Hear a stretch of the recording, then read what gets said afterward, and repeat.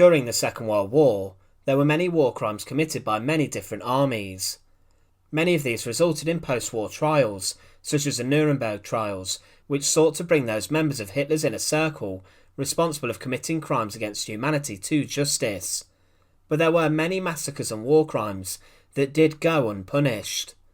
Even inside of the concentration camps, only a tiny percentage of those SS guards who committed horrific crimes were ever convicted. Even fewer Allied soldiers and Soviet soldiers were punished if they committed horrific mass killings. One despicable war crime committed by the Soviet Red Army was the Nemmersdorf Massacre. As the Red Army rampaged towards Germany, forcing the Wehrmacht back, there were horrific accounts of many different war crimes that were committed. So join us today as we look at the horrific executions of the Nemmersdorf Massacre. To support our channel, please make sure to subscribe. Initially, when Operation Barbarossa began, the Germans rampaged throughout the Soviet Union, and there were large casualties within the Red Army. But following the defence of key cities such as Stalingrad, the Red Army counter-attacked, and at breakneck speed were pushing the Germans back towards their homeland. As this happened, they came across towns and villages which had been living under German occupation for years. On the 22nd of October 1944, soldiers of the 2nd Battalion of the Soviet 25th Guards Tank Brigade advanced towards the village of Nemmersdorf. It was found in East Prussia in Germany, and today is known as Mayakovskaya in Kaliningrad Oblast. The Red Army captured the nearby Angrapa Bridge, and there was intense fighting around this area. The Germans were backed up by air support, and the Soviets managed to bat back several attempts by them to retake the bridge.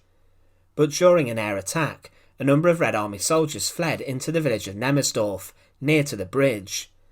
The villagers had built a bomb shelter there to protect themselves from air raids, and inside of the improvised bunker were a number of residents from the village.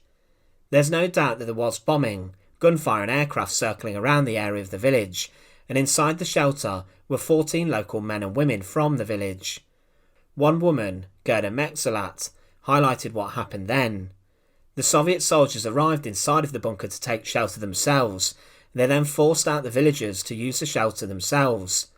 They fired their weapons indiscriminately at the unarmed innocent people, killing them, and Gerda herself was wounded.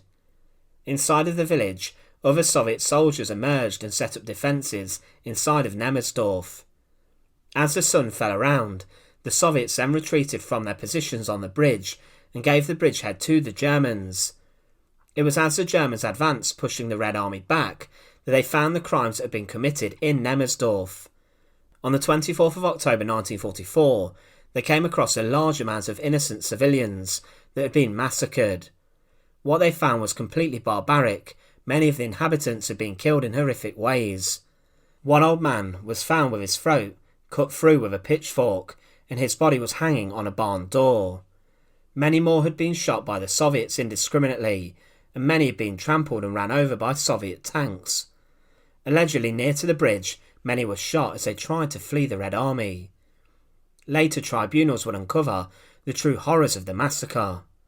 The Chief of Staff of the German Fourth Army would highlight that, when in October 1944 Russian units temporarily entered Nemmersdorf, they tortured the civilians.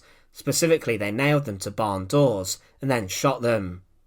Women were raped and shot during the massacre. Russian soldiers also shot some 50 prisoners of war from France. It was also said by a witness who fought and took the village.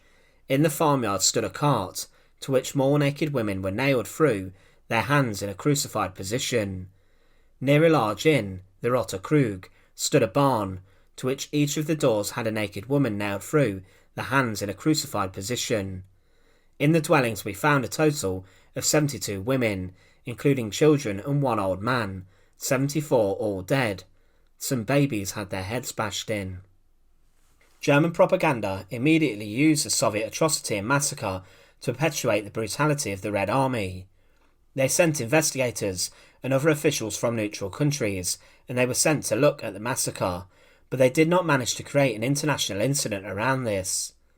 The propaganda, aligned with the massacre, managed to boost the numbers of volunteers who joined the Volkssturm, and many people inside of Prussia and East Germany began to flee, running away from the prospect of the Red Army committing murder against them.